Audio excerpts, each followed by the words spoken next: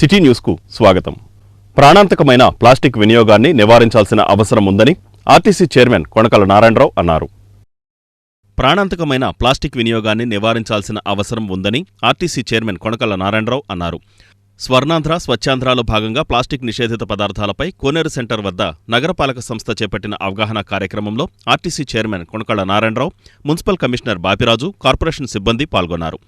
ఈ సందర్భంగా కొనకళ్ళ నారాయణరావు మాట్లాడుతూ ప్లాస్టిక్ వల్ల వాటిల్లే నష్టాల గురించి ప్రజలలో మరింత అవగాహన కల్పించాల్సిన అవసరముందన్నారు. వైసీపీ ప్రభుత్వం ప్రవేశపెట్టిన చెత్త పన్నును కూటమి ప్రభుత్వం రద్దు చేసిందన్నారు. ముఖ్యమంత్రి చంద్రబాబు నాయుడు స్వర్ణాంధ్రప్రదేశ్ కల సాకారం చేసేందుకు సమైక్య కృషి అవసరమన్నారు. అలాగే మున్సిపల్ సిబ్బంది ఉన్నారో, డ్వాక్రా మహిళలు ఉన్నారో, అవగాహన కలిగించడంలో వీళ్ళు అతి కీలకమైన వ్యక్తులు. మీకు అవగాహన కలిగితే మీరు ఆ వార్డులో ఉన్న ప్రజలకు మీరు అవగాహన కలిగించుకుంటారు. ఇప్పుడు ఈ మీటింగ్ అనేది ఇక్కడతో వీలు ఊరుకుంటుంది కాకుండా మనం మీ వార్డులో కూడా కార్యక్రమాన్ని ఇంటింటికి వెళ్ళి ఈ యొక్క ప్లాస్టిక్ వల్ల ఎంత నష్టం పోతాము, ప్లాస్టిక్ అనేదానికి సాగు లేదు. ఏదైనా నశించిపోతుంది కానీ ప్లాస్టిక్ నశించిపోతాం. దానివల్ల క్యాన్సర్ వస్తుంది.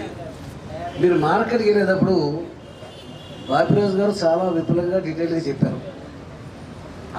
ఒక బ్యాగ్ మనం పట్టుకెళ్ళలేదనుకో, కూరగాయలు కొన్నప్పుడు ఒక ప్లాస్టిక్ బ్యాగ్ ఇస్తాడు, చేపలు కొన్నా మాంసం కొన్నా ఇంకో ప్లాస్టిక్ బ్యాగ్ ఇస్తాడు, ఎచ్చాలు కొంటే ఇంకో బ్యాగ్ ఇస్తాడు, లేకపోతే నువ్వు 4 అరటిపళ్ళు కొంటే దానికి ఒక బ్యాగ్ ఇస్తాడు. మనం బజార్ నుంచి దరిద్రంతో తెచ్చుకునే దానికంటే మనమే ఒక సంచితో వెళ్తే ఏ బ్యాగులు మన ఇంటికి రావు. ఇప్పుడు మన ఇంటికి ఆ బ్యాగులు మనం స్వయంగా కష్టపడి తెచ్చుకుంటున్నాం. కాబట్టి బ్యాగ్ తీసుకెళ్తాం అనేది, జూట్ బ్యాగ్ తీసుకెళ్తాం అనేది ఇదివరకు ఉండేది సాంప్రదాయం. ఇదివరకు ఈ ప్లాస్టిక్ సంచులు లేనప్పుడు ఇంటి నుంచి సంచి తీసుకెళ్తేనే ఆ సంచుల్లో సామాన్ తీసుకోగలిగేవాడు. మళ్ళీ ఆ రోజులు రావాలి. ప్లాస్టిక్ అనే దాన్ని నిషేధించాలి. మురుగుల ఇల్లు అన్నీ కలిపి రావటం, వాళ్ళు వచ్చేమో ప్రజాప్రతినిధుల్ని నీళ్లు బాగా రావట్లేదండి, ఇవన్నీ ఏంటి ఒక క్రమశిక్షణ పద్ధతులు మనకి లేకపోవటం. అనేక చోట్ల వాటర్ వర్క్స్ వాళ్ళకి ఫోన్ చేయటం, కమిషనర్ గారికి చెప్పగానే పలానా చోట రావట్లేదంటే వాటర్ వర్క్స్ వాళ్ళు ఏం చేస్తారు, కోల తీసుకొచ్చి నీళ్ళు శుభ్రం చేసామండి, 6 ఏళ్ళ నుంచి చేయలేదు, మనం చేసిన తర్వాత శుభ్రంగా వస్తున్నాయి. ఎక్కడో పైప్ లైన్ జాయింట్ లీక్ ఉంటున్నాయి, మరి విడగొట్టుకోవాలి కదా. నెంబర్ 2, వర్షం వస్తే చాలు అందరూ మొత్తం మునిగిపోతారు. దానికి కారణం ఏంటంటే డ్రైన్లన్నీ ఫంక్షన్ చేయట్లేదు. ఇంకా డ్రైన్ ఎందుకు, ఫేజ్ 2లో మళ్ళీ 110 కోట్లు అంటున్నాడు ఆయన. అసలు ఒక అధికారి సెంట్రల్ నుంచి వచ్చిన ఆయనతో పాటు తిరిగాం మేము. అందరూ it self is a drain. ఇంకా డ్రైన్లు ఎందుకు ఇక్కడ, అందరే అట్లా పారుతూ ఉంటుంది. ఒక్క కట్టిన డ్రైన్ ఏది ఫంక్షన్ చేయట్లేదు. దానికి కారణం ఆక్రమణలు, రోడ్డు మీద టిఫిన్లు చేయటం, ఆకులను తీసుకొచ్చి ట్రైన్లో పడేయటం, మురుగు పారితే కదా. తప్పనిసరి వస్తువు అయిపోయింది. ప్రతి ఒక్కళ్ళకి కూడా ఇంటి దగ్గర నుంచి ఖాళీ చేతులతో బయలుదేరినా కానీ ప్రతి షాప్లోని ప్లాస్టిక్ బ్యాగ్స్ దొరుకుతున్నాయి. కాబట్టి మనం బ్యాగ్ తీసుకెళ్లకుండా మనం షాపింగ్కి వెళ్తున్నాం. అదే గతంలో అయితే ఖచ్చితంగా ప్రతి ఒక్కళ్ళు ఇంటి నుంచి బయలుదేరినప్పుడు ఒక చేతి సంచి పట్టుకెళ్ళేవారు. వాళ్ళు ఏమైనా కొనుగోలు చేయవలసిన వస్తువులు ఉంటే కొనుగోలు చేసుకునేవారు, మళ్ళీ ఇంటికి వచ్చేవారు, మళ్ళీ అదే చేతి సంచిని మళ్ళీ వినియోగించుకునేవారు. అంటే ఒక గుడ్డతో తయారు చేసినటువంటి చేతి సంచి కానీ, లేకపోతే ఒక జనపనారతో చేసినటువంటి చేతి సంచి కానీ వాడేవారు. ఇప్పుడు ఏంటంటే మనం ఈవెన్ డీమార్ట్కి వెళ్ళినా లేకపోతే పెద్ద పెద్ద మాల్స్కి వెళ్ళినా కానీ అక్కడ మళ్ళీ బ్యాగ్కి కూడా ఛార్జ్ చేస్తున్నారు. 15 రూపాయలు, 20 రూపాయలు, 30 రూపాయలు అలా ఛార్జ్ చేసి ఆ ప్లాస్టిక్ బ్యాగ్ మనకి ఇవ్వడం జరుగుతుంది. దాన్ని మళ్ళీ మనం రీసైకిల్ చేయడానికి ఉండలేదు. అంటే అది భూమిలో కలవదు, ప్లాస్టిక్ అనేటువంటిది భూమిలో కలవదు. మరి అటువంటి కలవనటువంటి వస్తువుల వల్ల, ప్రొడక్షన్ వల్ల చివరికి పర్యావరణం దెబ్బతిని.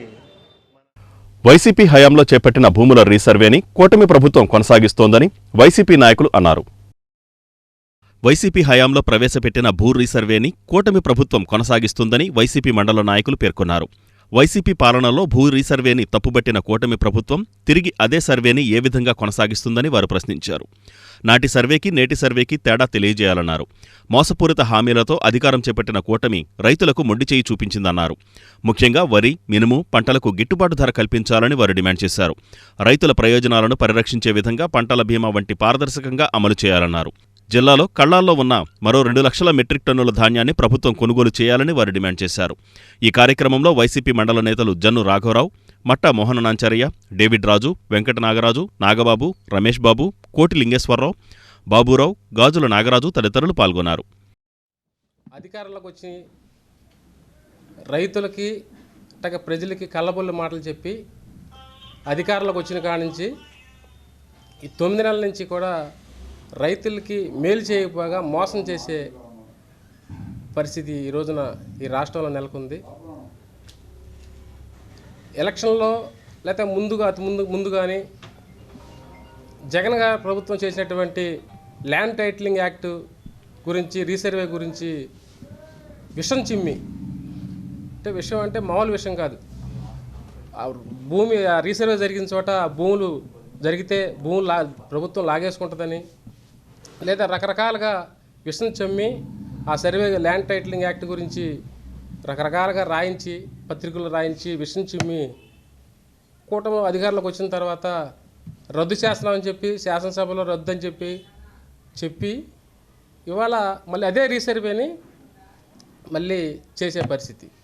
అవాళ రద్దు చేస్తా అన్నావు, అధికారులు ఆ మాటలు మాయ మాటలు చెప్పావు, రైతులను మోసం చేసావు. ఇవాళ అదే సర్వే ఎందుకు ఇవాళ దాంట్లో తప్పేంటి? అంతకుముందు ఉన్నది రీసర్వే, ఇప్పుడు చేసే రీసర్వే తేడా ఏంటి? అప్పుడు ప్రభుత్వంలో మా మండలంలో, మచిలీపట్నం మండలంలో పొట్లపల్లిలో రీసర్వే జరిగింది, హుస్సేన్పల్లిలో రీసర్వే జరిగింది. ఇప్పుడు నెల్లకూరులో జరుగుతుంది, అట్లాగే బొరపతిపల్లిలో జరుగుతుంది. దీనికి తేడా ఏంటి? అప్పుడు జరిగిన రీసర్వేని రద్దు చేస్తే అప్పుడు ఇచ్చినటువంటి ఇవన్నీ తీసేయాలిగా. తేడా ఉంటే ఆ రీసర్వే తప్పు అయితే మళ్ళీ అదే సర్వేని వాళ్ళు కంటిన్యూ. కళ్ళబొల్లి మూటలు చెప్పి ఎన్నో రకమైన జనాల్ని, రాష్ట్ర ప్రజలందరినీ మబ్బి పెట్టి పరిపాలనలోకి వచ్చినటువంటి ఈ కూటమి ప్రభుత్వం ఈరోజు చెప్పింది ఒకటి, చేసేది ఒకటి. మీరు ఇప్పుడు పెద్దలు వీళ్ళంతా చెప్పిన దాని ప్రకారం రీసర్వే అంటే 100 సంవత్సరాలకు పూర్వం స్టార్ట్ అయిన 100 సంవత్సరాల పూర్వం సర్వే ఇవాళ కొన్ని ప్రాంతాల్లో చూస్తే మనం ఒకే సర్వే నెంబర్లో 80 నుంచి 100 ఎకరాల భూమి కూడా ఉన్నటువంటి ఇవి ఉన్నాయి, ఇప్పుడు పొలాలు ఉన్నాయి ఒకే సర్వే నెంబర్లో. దాన్ని సబ్ డివిజన్ చేయకపోతే దాంట్లో ఉన్న వాళ్ళంతా రైతులంతా చాలా ఇబ్బంది పడుతున్నారు. అలాంటి పరిస్థితుల్లో అదే కాకుండా ఏదైనా సరే ఇప్పుడు రైతుకు సంబంధించి ఏదైనా ఇబ్బంది వచ్చినప్పుడు ఇక్కడ మన కోర్టుకంటూ వెళ్తే కొన్ని తరాలు ఒక మనిషి జీవితకాలం కూడా కోర్టులో జరిగినటువంటి ఎన్నో రకమైన ఇబ్బందులు ఉన్నాయి ఇవాళ సర్వే సరిగ్గా లేకపోవడం వల్ల, భూములకి రిజిస్ట్రేషన్ మూలంగా. అలాంటి దాన్ని క్రమబద్ధీకరించడం కోసం, రైతులకు మేలు చేయడం కోసం వైఎస్ జగన్మోహన్ రెడ్డి గారు రీసర్వేని 1000 కోట్ల పైచులుగా డబ్బులతో రీసర్వే స్టార్ట్ చేసి బ్రహ్మాండంగా ఈరోజు ఏంటంటే కంప్యూటర్లో కానివ్వండి, ఒక సచివాలయంలో రైతుకు కావాల్సినటువంటి ప్రతి సర్వే నెంబరు, ఏ సర్వే నెంబరు, ఎంత విస్తీర్ణం ఏంటి అనేది ఇప్పుడు శాటిలైట్ ద్వారా వాళ్ళ భూమి యొక్క సరిహద్దులు నిర్ణయించేటువంటి ప్రయత్నాన్ని జగన్మోహన్ రెడ్డి గారు చేస్తే దాని మీద విషం చిమ్మినటువంటి పరిస్థితి. ఎలాంటంటే ఈ భూములన్నీ ప్రభుత్వ ఆధీనంలోకి వెళ్ళిపోతాయి, జగన్మోహన్ రెడ్డి గారు అమ్మేసుకుంటారు, జగన్మోహన్ రెడ్డి గారు చేతులు వెళ్ళిపోతుందని చెప్పినటువంటి మీరు ఈరోజు ఎందుమూలంగా మళ్ళీ అదే మరి వ్యవసాయదారుల పట్ల కానీ ఎంత నిర్లక్ష్యంగా వ్యవహరిస్తున్నారనే దానికి నిదర్శనంగా ఈ యొక్క సమావేశం ఏర్పాటు చేయడం జరిగింది.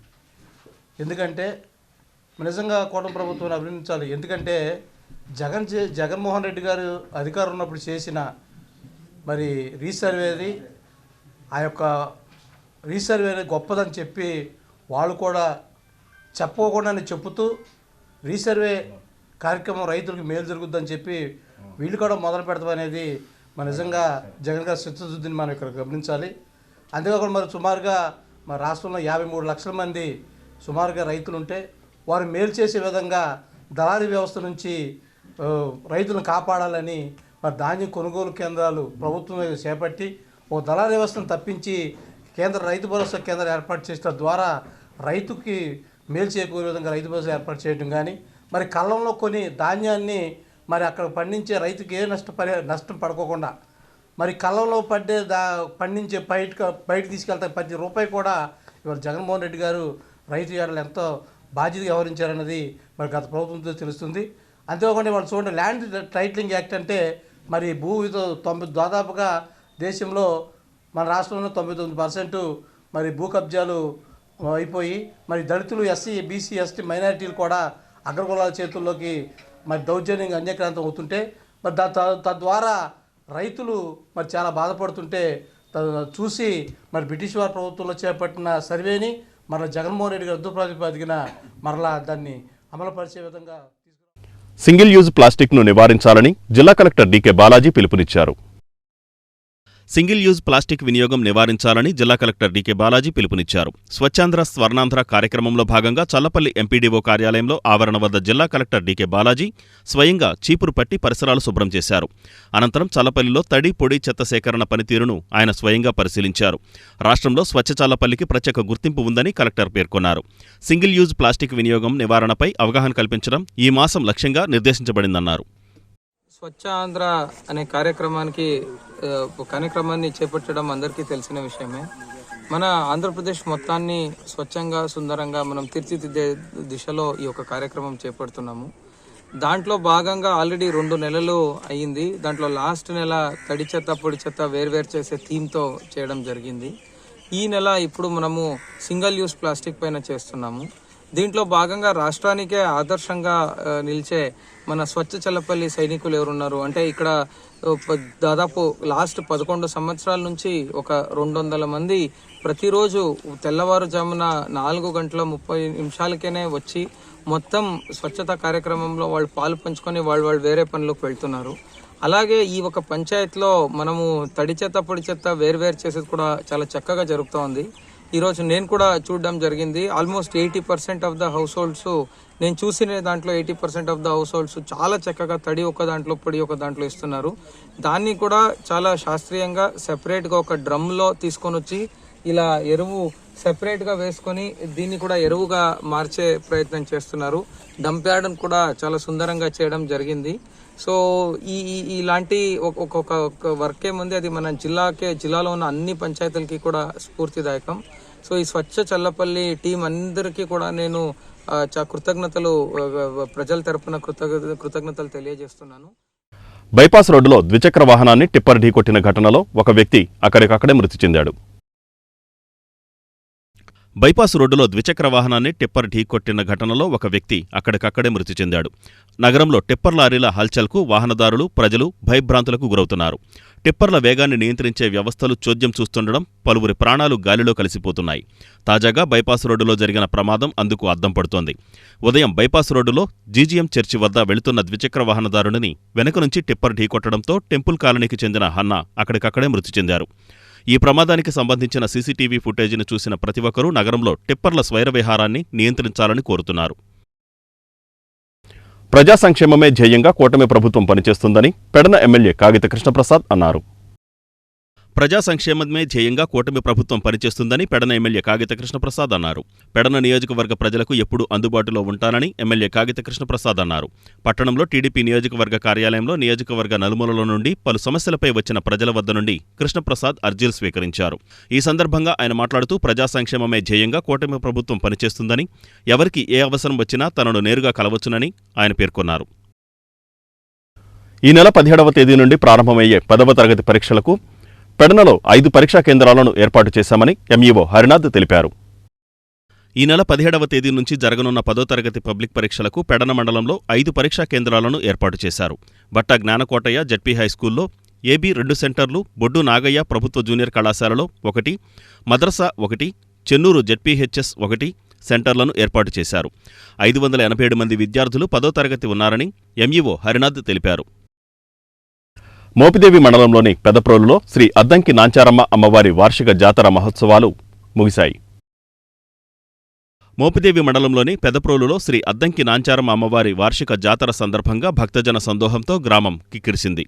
శ్రీ అద్దంకి నాంచారమ్మ అమ్మవారి వార్షిక జాతర మహోత్సవం శనివారం తెల్లవారుజామున ముగిసింది.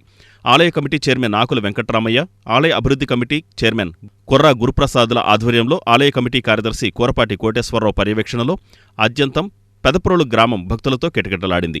భక్తులు క్యూలైన్లో వేచియుండి అమ్మవారిని దర్శించుకుని మొక్కులు చెల్లించుకున్నారు. వార్షిక జాతర మహోత్సవాన్ని పురస్కరించుకుని ప్రముఖ పారిశ్రామికవేత్త వికృతి వెంకట శ్రీనివాసరావు, గ్రామీణ యువజన వికాస సమితి అధ్యక్షులు మండలి వెంకట్రామ్లతో పాటు పలువురు అధికారులు, ప్రజాప్రతినిధులు అమ్మవారిని దర్శించుకున్నారు. సంప్రదాయ నృత్యాలు, అన్నమయ్య భక్తి గీతాలు, కోలాటం, భక్తి పాటలకు చిన్నారులు ప్రదర్శించిన డాన్సులు వార్షిక జాతర ఉత్సవాలకు ఆకర్షణగా నిలిచాయి. చల్లపల్లి సీఐ ఈశ్వరరావు ఆధ్వర్యంలో మోపిదేవి ఎస్ఐ ఎలుగుబంటి వీరవెంకట సత్యనారాయణ తన సిబ్బందితో ఎటువంటి అవాంఛనీయ సంఘటనలు చోటు చేసుకోకుండా పటిష్ట బందోబస్తు నిర్వహించారు. గ్రామ ప్రముఖులు వాకాస్వామి ఆధ్వర్యంలో ఏర్పాటు చేసిన అన్న సమారాధనను అవనిగడ్డ ఎమ్మెల్యే మండలి బుద్ధప్రసాద్ సతీమణి విజయలక్ష్మి, కోడలు సాయిప్రియలు ప్రారంభించారు.